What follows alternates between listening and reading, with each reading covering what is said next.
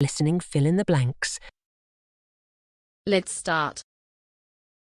Unique to the region, steppe wells are often architecturally complex and vary widely in size and shape. During their heyday, they were places of gathering, of leisure, of relaxation and of worship for villagers of all but the lowest castes. Most steppe wells are found dotted around the desert areas of Gujarat, where they are called Vav, and Rajasthan, where they are known as Bri, while a few also survive in Delhi. Some were located in or near villages as public spaces for the community. Others were positioned beside roads as resting places for travelers.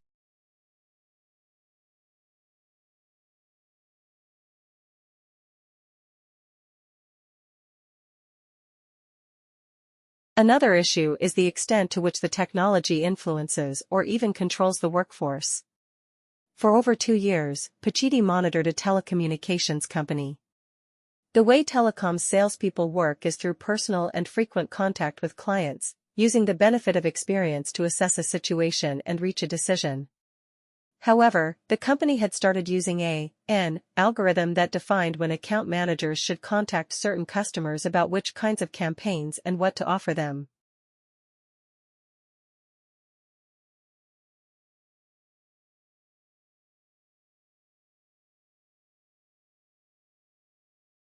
In the old ruined town of Apaneri, about 95 kilometers east of Hyper, is Chand Bri, one of India's oldest and deepest wells. Aesthetically, it's perhaps one of the most dramatic. Built in around 850 AD next to the temple of Harshat Mata, the Bri comprises hundreds of zigzagging steps that run along 3 of its sides, steeply descending 11 stories, resulting in a striking geometric pattern when seen from afar. On the 4th side, covered verandas supported by ornate pillars overlook the steps.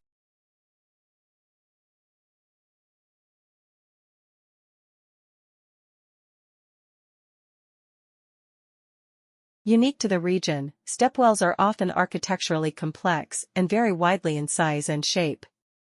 During their heyday, they were places of gathering, of leisure, of relaxation and of worship for villagers of all but the lowest castes. Most steppe wells are found dotted around the desert areas of Gujarat, where they are called Vav, and Rajasthan, where they are known as Bauri, while a few also survive in Delhi.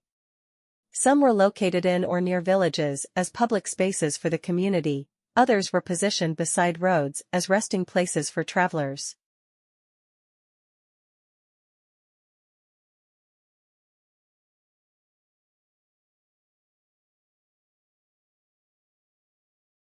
The wheel consists of 2 sets of opposing axe-shaped arms attached about 25 meters apart to a fixed central spine.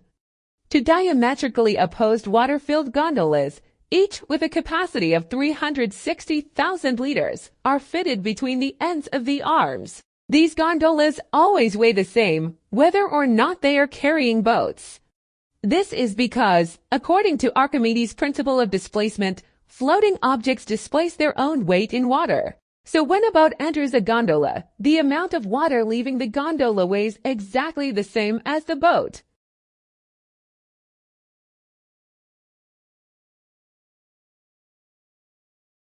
It baffles many people as to why they need to spend such vast amounts, when there are perfectly acceptable state schools that don't cost a penny. One father gave his reasoning for sending his son to a private school. If my son gets a 5% better chance of going to university, then that may be the difference between success and failure. It would seem to the average person that a £50,000 minimum total cost of second-level education is a lot to pay for a 5% better chance. Most children, given the choice, would take the money and spend it on more enjoyable things rather than shelling it out on a school that is too posh for its own good.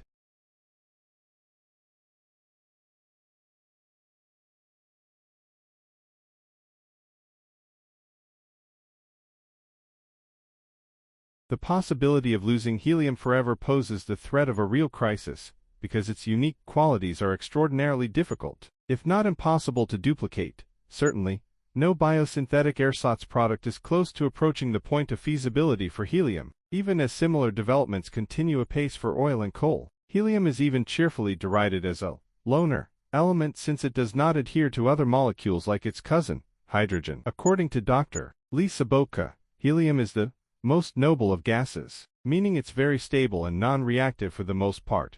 It has a closed electronic configuration, a very tightly bound atom.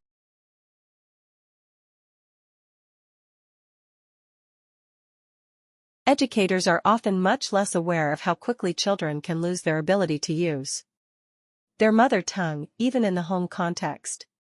The extent and rapidity of language loss will vary according to the concentration of families from a particular linguistic group in the neighborhood.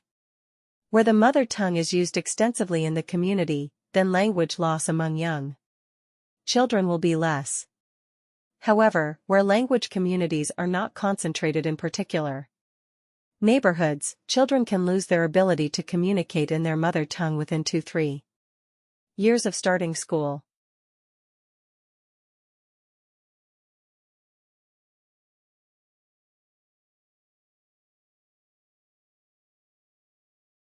Operating on the same principle as wind turbines, the power in sea turbines comes from tidal currents which turn blades similar to ships' propellers, but, unlike the wind, the tides are predictable and the power input is constant.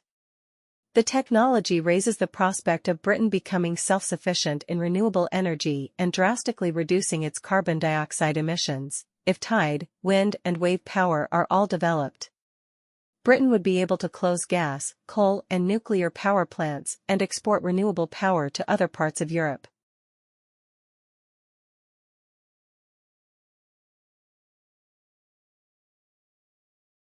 Bricks are one of the oldest known building materials dating back to 7000 BCE. The oldest found were sun-dried mud bricks in southern Turkey, and these would have been standard in those days. Although sun-dried mud bricks worked reasonably well, especially in moderate climates, fired bricks were found to be more resistant to harsher weather conditions, and so fired bricks are much more reliable for use in permanent buildings. Fired brick are also useful in hotter climates, as they can absorb any heat generated throughout the day, and then release it at night.